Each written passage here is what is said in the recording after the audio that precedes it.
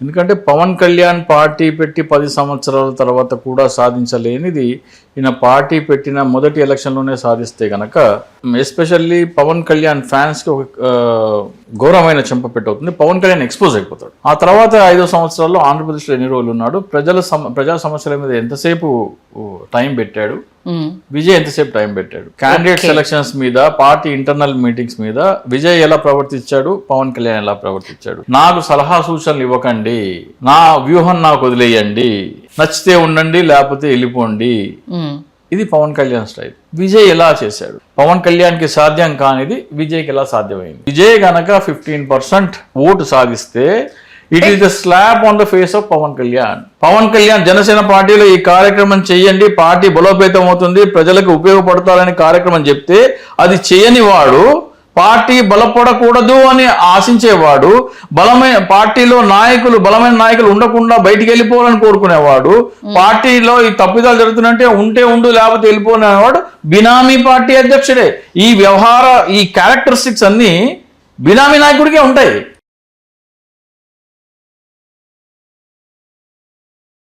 నమస్తే, తెలుగు రాజ్యంకి స్వాగతం. నేను మిస్ సంధ్య. మొన్న అటు తమిళనాడు అలాగే కేరళ, అసోం ఎలక్షన్స్ జరిగిన విషయం తెలిసినగా ఇప్పుడు పశ్చిమ బెంగాల్లో సెకండ్ ఫేజ్ నడుస్తుంది. ఈ నేపథ్యంలో పశ్చిమ బెంగాల్ తమిళనాడు మీద బీభత్సమైన ఫోకస్ ఉంది. తమిళనాడులో బిఫోర్ ఓటింగ్కి ఆఫ్టర్ ఓటింగ్కి అంటే సౌండ్ డిఫరెంట్గా వినిపిస్తుంది. విజయ్ ఈసారి ఏదో ప్రభావం చూపించబోతున్నాడు అన్న ఒక చర్చ అండర్ గ్రౌండ్లో జరుగుతుంది. మే 4న రిజల్ట్ ఉంది. ఎందుకు సడన్గా విజయ్ పేరు ఇంతగా చర్చ జరుగుతోంది? నిజంగానే విజయ్ ఈసారి కింగ్ మేకర్ ఏమన్నా అయ్యే అవకాశం ఉందా, లేకపోతే తన వైపే కంప్లీట్ ఇది ప్రభావం చూపించే సిచ్యువేషన్స్ కనిపిస్తున్నాయి? తెలుసుకునే ప్రయత్నం చేద్దాం. సీనియర్ పొలిటికల్ అనలిస్ట్ చింతా రాజశేఖర్ గారు మనతో ఉన్నారు. ఆయన మాటల్లో రాజశేఖర్ గారు నమస్తే. నమస్తే. ఏంటి విజయ్ ఏదో ట్రెండ్ సెట్టర్ కాబోతున్నాడు, ట్రెండ్ సెట్ చేయబోతున్నాడు అంటూ బిఫోర్ ఎలక్షన్కి ఆఫ్టర్ ఎలక్షన్కి టాక్ చేంజ్ అయిపోయింది. నిజంగా ఏమన్నా ఆ ప్రభావం చూపించే అవకాశం ఉందంటారా? అంటే మనం ఇప్పుడు ఎగ్జిట్ పోల్ ఫలితాలు కాదు, 4th యాక్చువల్ రిజల్ట్స్ వస్తే మాట్లాడుకుందాము.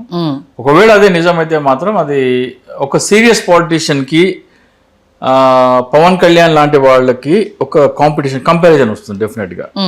ఎందుకంటే పవన్ కళ్యాణ్ పార్టీ పెట్టి 10 సంవత్సరాల తర్వాత కూడా సాధించలేనిది ఈయన పార్టీ పెట్టిన మొదటి ఎలక్షన్లోనే సాధిస్తే గనక అది ఎస్పెషల్లీ పవన్ కళ్యాణ్ ఫ్యాన్స్కి ఒక ఘోరమైన చెంపపెట్టు అవుతుంది. పవన్ కళ్యాణ్ ఎక్స్పోజ్ అయిపోతాడు. అంటే ఇక్కడ ఈయనకు సాధ్యం కాదు, అక్కడ ఆయనకు సాధ్యమైంది. ఈయన సాధ్యం కాదంటే ఇక్కడ పవన్ కళ్యాణ్ మొదటి 5 సంవత్సరాల్లో ఆంధ్రప్రదేశ్లో ఎన్ని రోజులు ఉన్నాడు, ఆ తర్వాత 5 సంవత్సరాల్లో ఆంధ్రప్రదేశ్లో ఎన్ని రోజులు ఉన్నాడు, ప్రజా సమస్యల మీద ఎంతసేపు టైం పెట్టాడు, విజయ్ ఎంతసేపు టైం పెట్టాడు, క్యాండిడేట్ సెలక్షన్స్ మీద, పార్టీ ఇంటర్నల్ మీటింగ్స్ మీద విజయ్ ఎలా ప్రవర్తించాడు, పవన్ కళ్యాణ్ ఎలా ప్రవర్తించాడు. నాకు సలహా సూచనలు ఇవ్వకండి, నా వ్యూహం నాకు వదిలేయండి, నచ్చితే ఉండండి లేకపోతే వెళ్ళిపోండి, ఇది పవన్ కళ్యాణ్ స్టైల్. విజయ్ ఎలా చేశాడు? పవన్ కళ్యాణ్కి సాధ్యం కానిది విజయ్కి ఎలా సాధ్యమైంది? అంటే మొదటిసారి ఎన్నికల్లో పవన్ కళ్యాణ్ పోటీ చేయకపోయినప్పటికీ 2019లో పోటీ చేశాడు కదా. అవును. పవన్ కళ్యాణ్ సాధించింది 5.53% ఓట్ షేర్. ఇప్పుడు విజయ్ గనక 15 to 20% ఓట్ షేర్ సాధిస్తే పాలిటిక్స్ అంటే ఇలా చెయ్యాలరా అనేది ఆంధ్రప్రదేశ్ ప్రజలు, జన సైనికులు అంటారు. ఆంధ్రప్రదేశ్ ప్రజలు కాదు. అంటే మనకు తమిళనాడు రాజకీయాలు మిగతా రాష్ట్ర రాజకీయాలు కంపేర్ చేయడానికి ఉండదు కదా సరే. ఏ రాష్ట్రమైనా సరే రాజకీయ అంశాలు అవే ఉంటాయి. దాని మీద నాయకుడు ఎంత సమయం వెచ్చిచ్చాడు అనేది ఇంపార్టెంట్. ఇక్కడ ఇప్పుడు ఇష్యూస్ వేరేగా ఉంటాయి, అక్కడ ఇష్యూస్ అక్కడ ఉంటాయి, ఇక్కడ ఇష్యూస్ ఇక్కడ ఉంటాయి. కానీ ఆ నాయకుడు ప్రజా సమస్యల పట్ల ఎంత చిత్తశుద్ధిగా ఉన్నాడు అనే దాని మీదనే ఓట్లు పడతాయి. ఇది ఓకే. కాకపోతే తమిళనాడుకి వచ్చేసరికి వాళ్ళ ఆరాధన భావం కావచ్చు, వాళ్ళ పిచ్చి కావచ్చు, ఒకరిని నమ్మితే ఏ రకంగా ఉంటారు అన్నదానికి ఎవ్రీ రిజల్ట్ అదొక నిదర్శనం. ఏంటిది, కరుణానిధి ఉన్నప్పుడు కావచ్చు, జయలలిత గారు ఉన్నప్పుడు కావచ్చు, ఎంజీఆర్ అంటే పెర్లై రామస్వామి ఆయన దగ్గర నుంచి కనుక చూసుకుంటే వాళ్ళు ఒకరికి పట్టం కట్టిన తర్వాత ఇంకొకరికి పట్టం కట్టిన సందర్భాలు ఓన్లీ జయలలిత విషయంలో మాత్రమే సెకండ్ టైం సీఎం గా ఓన్లీ జయలలిత మాత్రమే సాధ్యమైంది. తర్వాత జయలలిత తర్వాత స్టాలిన్ అయ్యారు. ఇప్పుడు స్టాలిన్ కి సాధ్యం అవుతుందా కాదా అనేది ఇప్పుడు అది క్వశ్చన్ మార్క్. సెకండ్ టైం వచ్చే అవకాశం స్టాలిన్ కు ఉంటుందా లేదా అనేసి వాళ్ళు ఎప్పటికప్పుడు మార్పు అనేది కోరుకుంటారు అనేది.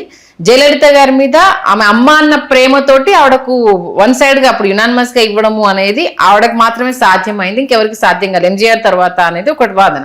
వాళ్ళు ఒకటి పిచ్చిగా నమ్మితే అది ఎలా ఉన్నా వాళ్ళ వైపు నిలబడతారు అనేది. అంటే విజయ్ మీద ఉన్న పిచ్చి అభిమానము అది ఎలానే టర్న్ అవ్వచ్చు అనేది.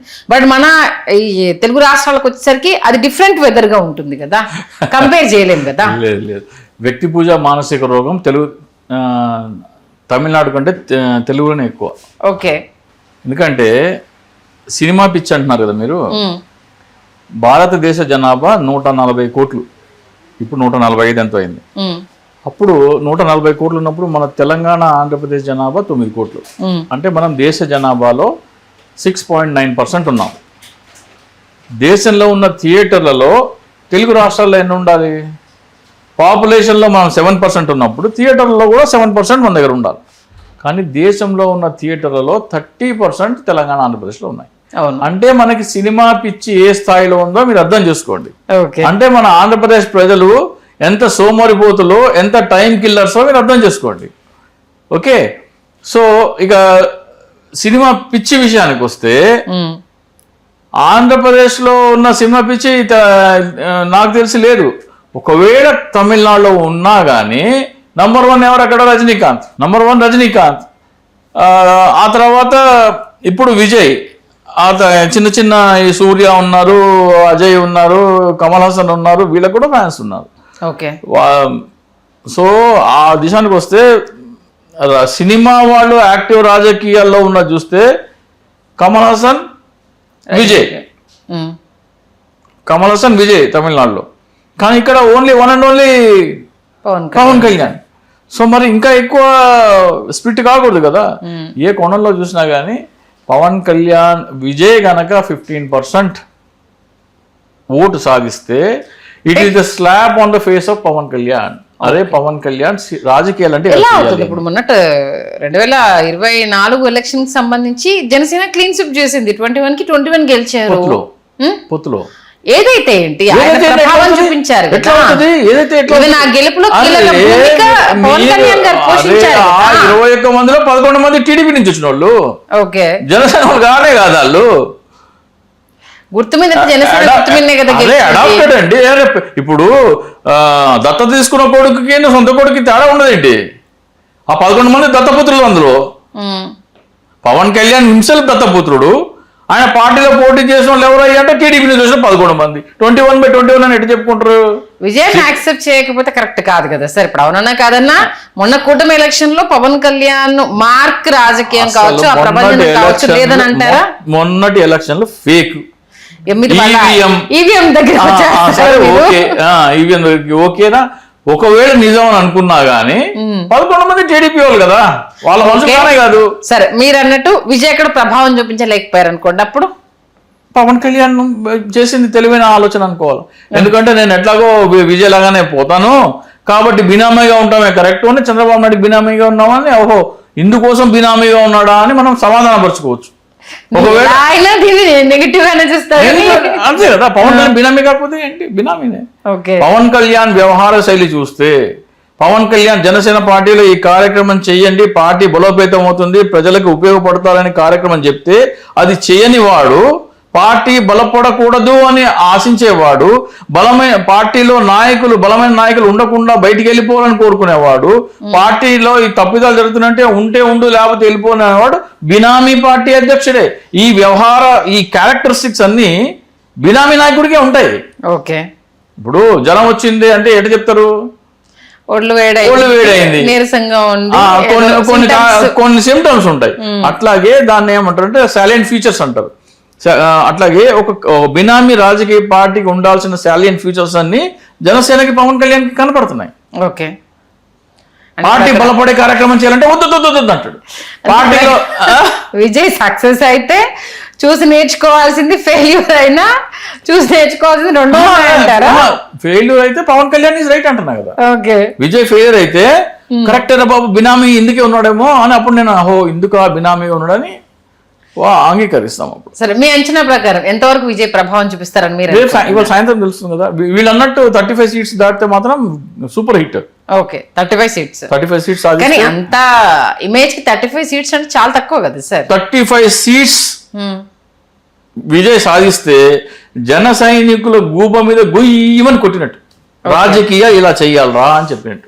ఫస్ట్ టైం అటెంప్ట్ లో అంటున్నారా? ఫస్ట్ అటెంప్ట్ లో. చూద్దాం మరి దానికి సంబంధించి ఇంకో 4 రోజులు ఆగితే ఎలాగో రిజల్ట్ రానే వచ్చేస్తుంది కాబట్టి. ఇప్పుడు 175 సీట్లో పవన్ కళ్యాణ్ వచ్చింది ఎంత 2019 లో ఒక సీటు, 2 చోట్ల తను ఓడిపోయాడు. అవును, విజయ్ గెలిచిన డబుల్ డిజిట్ లో విజయ్ సీట్లు వచ్చిన బెటర్ అంటారు. 25 మార్క్ దాటిన ఎంత ఎక్కువ సీట్లు వస్తే పవన్ కళ్యాణ్ గూబ అంత గుయ్యమంటది. ఓకే, చూద్దాం మరి తమిళనాడు ప్రజలు ఏ తీర్పు ఇవ్వబోతున్నారు అనేది. ఎటువైపు సాయంత్రం పశ్చిమ బెంగాల్ అయిపోయిన తర్వాత ఆల్మోస్ట్ అన్ని ఎగ్జిట్ పోల్స్ అవన్నీ వచ్చేస్తాయి కాబట్టి ఆ రిజల్ట్ ని బట్టి బీజేపీ స్టాండ్ కూడా ఎలా ఉంటుందన్నది కూడా తెలుస్తుంది. మంచి విశ్లేషణ అందించారు, ధన్యవాదాలు. నమస్తే. హలో, తెలుగు రాజ్యం ఛానల్ చూస్తున్నారా? సామాజిక రాజకీయ జీవన చిత్రణే తెలుగు రాజ్యం. అతిశయోక్తులు అసత్యాలు ఉండవు. రాజకీయ కోణం కాదు, ప్రజా కోణమే కొలబద్ద. తెలుగు రాజ్యం వీక్షణ మీ ఉత్తమ అభిరుచికి నిదర్శనం.